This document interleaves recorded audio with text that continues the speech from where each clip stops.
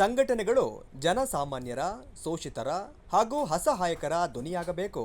ಅನ್ಯಾಯಕ್ಕೆ ಒಳಗಾದ ವ್ಯಕ್ತಿಗೆ ಕಾನೂನಾತ್ಮಕವಾಗಿ ಬಗೆಹರಿಸುವ ಕಾರ್ಯ ಸಂಘಟನೆಗಳು ಮಾಡಬೇಕು ಎಂದು ನಗರ ಠಾಣೆ ಸಹಾಯಕ ಉಪನಿರೀಕ್ಷಕರಾದ ರಮೇಶ್ ಅವರು ತಿಳಿಸಿದರು. ನಗರದ ಮಾರ್ಕೆಟ್ ರಸ್ತೆಯ ಅಂಬೇಡ್ಕರ್ ಬೀದಿಯ ಸಭಾಂಗಣದಲ್ಲಿ ನೂತನವಾಗಿ ಅಸ್ತಿತ್ವಗೊಂಡ ಜನರ ಸಂರಕ್ಷಣಾ ವೇದಿಕೆ ಜಿಲ್ಲಾ ಘಟಕ ಉದ್ಘಾಟನಾ ಸಮಾರಂಭ ಹಾಗೂ ಶಾಲಾ ಮಕ್ಕಳಿಗೆ ಪಠ್ಯಪುಸ್ತಕ ವಿತರಣಾ ಕಾರ್ಯಕ್ರಮವನ್ನು ಉದ್ಘಾಟಿಸಿ ಅವರು ಮಾತನಾಡಿದರು. ಸಂಘ ಅಂದ್ರೆ ಕೇವಲ ಒಂದು ಜನರ ಗುಂಪಲ್ಲ, ಒಂದು ಜನರ ಗುಂಪು ಸೇರಿದ ಸಂಘ ಆಗೋದಿಲ್ಲ.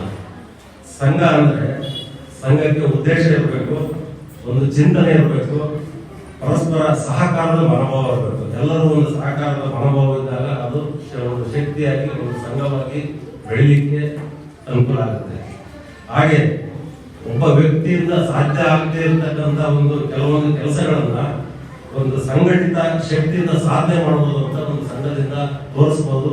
ಈಗಾಗಲೇ ಹಲವಾರು ಸಂಘಟನೆಗಳು ಸಮಾಜದಲ್ಲಿ ಇದ್ದು ಈಗಾಗಲೇ ಅವರ ಒಂದು ಶಕ್ತಿಯನ್ನು ತೋರಿಸ್ತಾ ಇದ್ದಾರೆ.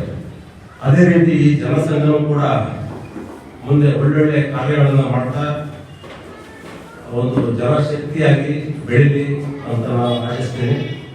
ಕಾರ್ಯನಿರತ ಪತ್ರಕರ್ತರ ಸಂಘದ ಜಿಲ್ಲಾಧ್ಯಕ್ಷರಾದ ಅನಿಲ್ ಆನಂದ್ ಅವರು ಮಾತನಾಡಿ, ಸತ್ಯ, ನ್ಯಾಯ, ನೀತಿಗಳೇ ಸಂಘಟನೆಯ ಪ್ರಮುಖ ಅಂಶಗಳಾಗಿದ್ದು ಈ ವಿಚಾರದಲ್ಲಿ ಪದಾಧಿಕಾರಿಗಳು ರಾಜಿಯಾಗಬಾರದು. ನೊಂದವರ ಪಾಲಿಗೆ ಸಂಘಟನೆ ಆಶಾದಾಯಕವಾಗಿ ನಿಂತು ಕಣ್ಣೀರು ಒರೆಸುವ ಕೆಲಸ ಮಾಡಬೇಕು ಎಂದರು. ಹೆಸರು ಕಾನ್ಸೆಪ್ಟ್ ಚೆನ್ನಾಗಿದೆ. ಮೊನ್ನೆ ಅರುಣ ಬಂದಾಗ ಅದನ್ನೇ ಮಾತಾಡ್ತಾ ಹೇಳ್ತಾ ಇದ್ದೆ. ಯಾಕಂದ್ರೆ ಅರುಣನ್ಗೆ ಸಂಘಟನೆ ಹೊಸದಲ್ಲ, ಬಹಳಷ್ಟು ಸಂಘಟನೆಯಲ್ಲಿ ಜನ ಹಿತವಾಗಿ ಕೆಲಸ ಮಾಡಿದ್ದಾನೆ.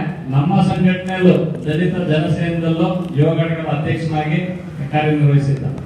ಕಳೆದ ಸ್ವಲ್ಪ ಆಕ್ಸಿಡೆಂಟ್ ಆದ್ಮೇಲಿಂದ ಸ್ವಲ್ಪ ಮಟ್ಟಿಗೆ ಅವನು ವಿಮುಕ್ತನಾದ. ನಾವು ಸಂಘಟನೆಯಿಂದ ಬೇರೆ ಬೇರೆ ಫೀಲ್ಡಿಗೆ ಬಂದಿಲ್ಲ, ನಾವು ಸ್ವಲ್ಪ ವಿಮುಕ್ತರಾದ. ಆದ್ರೆ ಹೋರಾಟನ ನಾವಾಗಲೇ ಅರುಣಾಗ ನಿಲ್ಲಿಸಿಲ್ಲ, ಮಾಡ್ಕೊಂಡು ಬರ್ತಾನೆ ಇದೀವಿ.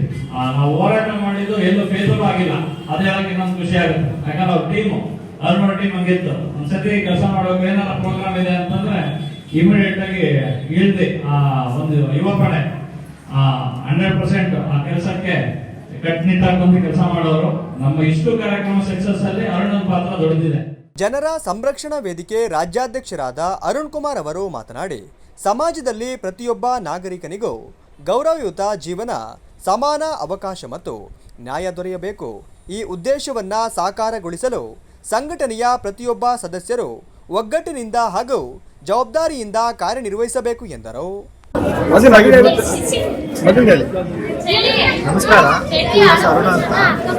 ನಾನು ಜನ ಸಂರಕ್ಷಣಾ ವೇದಿಕೆ ರಿಜಿಸ್ಟರ್ ಸಂಘ ಮಾಡ್ಕೊಂಡು ಯಾವ ಉದ್ದೇಶಕ್ಕೆ ಮಾಡಿದ್ದೀವಿ ಅಂದರೆ, ಈಗ ನಾನು ಗಮನಪಟ್ಟಂತೆ 4-5 ಬಾರಿ ಸಲ ನಾನು ನೋಡಿದಾಗ ಸಾಮಾಜಿಕವಾಗಿ ಜನರಿಗೆ ಆಗ್ತಿದ್ದಂಥ ತೊಂದರೆಗಳು ಜನರಲ್ಲಿ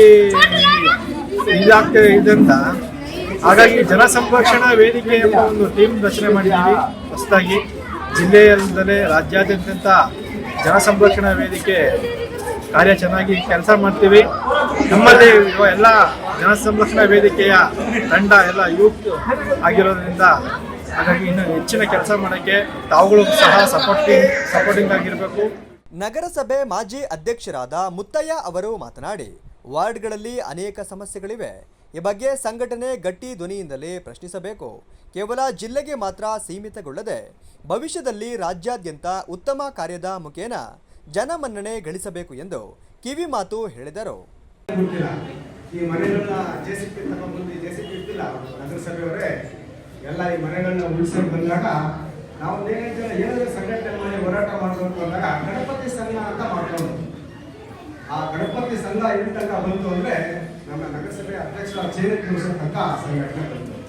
ಸಂಘಟನೆ ಅಂದರೆ ನಾವು ಇವತ್ತು ಉದ್ಘಾಟನೆ ಮಾಡೋದು, ನಾಳೆ ಬೆಳಿಗ್ಗೆ ಯಾವುದೋ 4 ಜನ ಮಾತಾಡೋದು ಅಂತ ಸಂಘಟನೆ ಬೇಡಪ್ಪ ಅಂತ ಬಿಟ್ಟಬಾರದು. ಈ ಸಂಘಟನೆ ಶಕ್ತಿ, ಈ ಸಂಘಟನೆಯಿಂದಲೇ ಇವತ್ತಿನ ಈ ರಾಷ್ಟ್ರೀಯ ಪ್ರಧಾನ ಕಾಂಗ್ರೆಸ್ನ ಸೀನಿಯರ್ಗಳು ಕೂಡ ಇಲ್ಲಿಂದಲೇ ಹೋರಾಟ ಸಂಘಟನೆಗಳನ್ನ ಮಾಡ್ಕೊಂಡು ಇವತ್ತು ರಾಷ್ಟ್ರದ ಮುಖ್ಯ ನಾಯಕರು ಇವತ್ತು ಮೋದಿ ಜೊತೆಲಿ, ಅಮಿತ್ ಶಾ ಜೊತೆ ಮಾತಾಡುವಂಥ ಶಕ್ತಿಗಳು ಈ ರಾಜ್ಯ ಇವತ್ತು ಅರುಣನು ಇವತ್ತು ಆರಂಭ ಮಾಡಿದ್ದಾರೆ. ಇದಿರ್ತಕ್ಕ ಅವ್ರ ಗುರಿ ಇರಬೇಕು. ಒಂದು ಸಂಘಟನೆಗೆ ಒಂದು ಮನುಷ್ಯ ಒಂದು ಗುರಿ ಇಟ್ಕೊಂಡು ಮುಂದೆ ಸಾಗ್ತಾ ಇದ್ರೆ ಆ ಸಂಘಟನೆಗೆ ಒಂದು ಮನುಷ್ಯನ ಬೆಳವಣಿಗೆಗೆ ಒಳ್ಳೆಯದಾಗುತ್ತೆ. ತಿಳಿದವನು ನಾನು ಏನಾದ್ರೂ ಸಮಾಜಕ್ಕೆ ಕೊಡುಗೆ ಕೊಡಬೇಕು, ಜೊತೆಗೆ ಇಲ್ಲಿರ್ತಕ್ಕಂಥ ನೊಂದರ ಬಾಳಿನ ಬೆಳಕಾಗಿ ನನಗೆ ಕೆಲಸ ಮಾಡಬೇಕು. ಹಾಗಾಗಿ ಒಂದು ಸಂಘಟನೆ ಮಾಡಬೇಕು. ಸಂಘಟನೆ ಮೂಲಕ ಹೋರಾಟ ಮಾಡೋದ್ರ ಮೂಲಕ ಈ ಜನವನ್ನು ಸಂಘಟಿಸಿ ಅವ್ರು ಆಗಿರ್ತಕ್ಕಂಥ ಅನ್ಯಾಯಕ್ಕೆ ನ್ಯಾಯ ದೊರಕಿಸ್ಕೊಡ್ಬೇಕು ಅನ್ನೋ ಕಾರಣಕ್ಕೋಸ್ಕರ ಇವತ್ತು ಈ ಜನ ಸಂರಕ್ಷಣೆ ವೇದಿಕೆಯನ್ನು ಹುಟ್ಟಾಕಿದ್ದಾರೆ. ಅದಕ್ಕೆ ಅವ್ರು ಮಾತ್ರ ಹುಟ್ಟಾಕಿದ್ರೆ ಸಾಧಿಲ್ಲ. ಈ ಹುಟ್ಟಾಕಿರ್ತಕ್ಕಂಥ ಸಂಘಟನೆ ಯಾರಿಗೋಸ್ಕರ ಮುಂಭಾಗದಲ್ಲಿ ನಿಮಗೋಸ್ಕರ ಅವ್ರು ಸ್ವಾಭಿಮಾನಿಯಾಗಿ ಸೌಲಭ್ಯವಾಗಿ ಈ ಸಂಘಟನೆ ಉದ್ಘಾಟನೆ ಮಾಡಿರ್ತಕ್ಕಂಥದ್ದಲ್ಲ. ನಿಮ್ಗೋಸ್ಕರ, ನಿಮ್ಮಲ್ಲಿರ್ತಕ್ಕಂಥ ಇಲ್ಲಿ ಬಂದಿರ್ತಕ್ಕಂಥ ತಾಯಿಗೋಸ್ಕರ, ಇಲ್ಲಿ ಬಂದಿರ್ತಕ್ಕಂಥ ಅಕ್ಕದಿಗೋಸ್ಕರ, ಇಲ್ಲಿ ಬಂದಿರ್ತಕ್ಕ ಅಣ್ಣ ತಮ್ಮದಿಗೋಸ್ಕರ ಏನೇ ಸಮಸ್ಯೆ ಆದ್ರೂ ಕೂಡ ನಾವು ಹೋರಾಟ ಮಾಡಿ ನಾವೆಲ್ಲ ಒಗ್ಗಟ್ಟಾಗಿ ಇವ್ ನಾಳೆ ಬೆಳಗ್ಗೆ ಹೋಗ್ಬಿಟ್ಟು ಅಣ್ಣ ನನಗೆ ಈ ಸಮಸ್ಯೆ ಹೋರಾಟ ಮಾಡೋದು ಹೋರಾಟ ಮಾಡೋಕ್ಕಾಗಲ್ಲ. ನಾಳೆ ಹೋಗಿ ಇರಿಟೇಷನ್ ಮುಂದೆ ಸಮಸ್ಯೆ ಆಗಿದೆ, ಅಲ್ಲಿರ್ತಕ್ಕಂಥ ಆರಕ್ಷಕ ವಿಚಾರ ಗೊತ್ತಿರಲಿಲ್ಲ, ಒಬ್ಬನೇ ಅರೆಸ್ಟ್ ಮಾಡಿರ್ತಾರೆ, ಅವನ ಮಾಹಿತಿ ಇರ್ಬೋದು. ಅದನ್ನ ಹೋರಾಟ ಮಾಡೋದು ಅರ್ಣವಾಗಿ ನಿಂತ್ಕೊಂಡು ಹೋರಾಟ ಮಾಡೋದಾಗಲಿಲ್ಲ. ನೀವೆಲ್ಲರೂ ಕೈ ಜೋಡಿಸಿ, ನೀವೆಲ್ಲರೂ ನಮ್ಮನೆ ಸಮಸ್ಯೆ ಅಲ್ಲ, ಯಾವ್ದು ಪಕ್ಕ ಮನೆ ಸಮಸ್ಯೆ ನಾನೇ ಹೋಗಬೇಕಲ್ಲ ಅಂದ್ರೆ ಆಗಲ್ಲ. ಏನಿವತ್ತು ಜನರ ಸಂರಕ್ಷಣಾ ವೇದಿಕೆ ಅಂತ ಹೇಳ್ಬಿಟ್ಟು ಒಂದು ಸಂಘವನ್ನು ಸ್ಥಾಪನೆ ಮಾಡ್ತಿದ್ದಾರೆ. ಅದಕ್ಕೆ ಅವರೊಬ್ಬರೇ ನಿಂತು ಎಲ್ಲ ಕೆಲಸನೂ ಮಾಡೋಕ್ಕಾಗಲ್ಲ. ಆ ಸಂಘ ಇನ್ನು ಮುಂದೆ ಡೆವಲಪ್ ಆಗಬೇಕು ಅಂದ್ರೆ ಈ ಭಾಗದ ಹಾಗೂ ಈ ಚಿಕ್ಕಮಗಳೂರು ನಗರದ ರಾಜ್ಯದ ಎಲ್ಲ ಜನಗಳ ಆಶೀರ್ವಾದ ಎಲ್ಲ ಇರಬೇಕು. ಸಂಘ ಮಾಡಿದ್ರು ಇನ್ಮೇಲೆ ಅವ್ರದೇ ಜವಾಬ್ದಾರಿ, ನಮ್ಗೇನು ತೊಂದರೆ ಆಯ್ತು ಅಂದ್ರೆ ಅವ್ರಿಗೋಗಿ ಹೇಳ್ಬೋದು ಅಂತ ಈಗಿನ ಕಾಲದ ಎಲ್ಲರ ಮನಸ್ಥಿತಿ ಇರುತ್ತೆ.